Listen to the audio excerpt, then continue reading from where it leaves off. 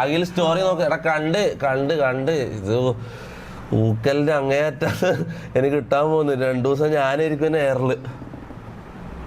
എന്റെ എല്ലാം ഇതല്ലേ മറ്റൊരു ക്യാപ്പിന്റെ ചിഹ്നം വെച്ചിട്ട് അതിന്റെ മുകളിൽ ഇങ്ങനെ തീട്ടും. അതായത് തൊപ്പിന്റെ മുകളിൽ തൂറി കിട്ടും. അതാണ് ഉദ്ദേശിച്ചത്. കണ്ടടാ കണ്ട് ഇതാ ഇത്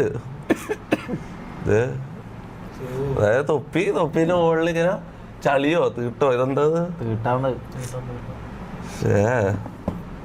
വേറൊരു സ്റ്റോറി ഉണ്ടല്ലോ.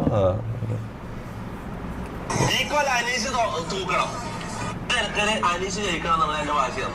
ഈ അഖിൽമാരാണ് സപ്പോർട്ട് ചെയ്യുന്ന അനുമോള് ജയിക്കുമോ, തൊപ്പി സപ്പോർട്ട് ചെയ്യുന്ന അനീഷ് ജയിക്കുമോ നമുക്ക് ഇനി ഒന്ന് കാണാം. ഇത് വാശിന്റെ ഇത് എന്റെ പ്രസ്റ്റീജ് ഇഷ്യൂ ആണ്. ഞാൻ കാര്യമില്ല. കള്ളത്തരം, പച്ച കള്ളത്തരം അഖിൽമാരാണ് എന്തിനു വന്നിട്ട് പറഞ്ഞു. തോറ്റുപോയി, എവിടെയോ പിഴച്ചു.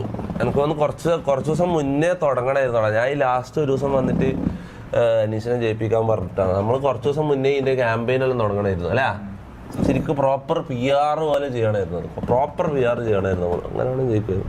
ഞാനിത് അറിയാൻ ലേറ്റായി. അതാണ്. Welcome to Jupiter bro. അല്ലാ, ഇത്രയും സപ്പോർട്ട് ഉണ്ടായിട്ട് അനീഷ് തോറ്റത്. അതാ ഞാനും ആലോചിക്കുന്നത്.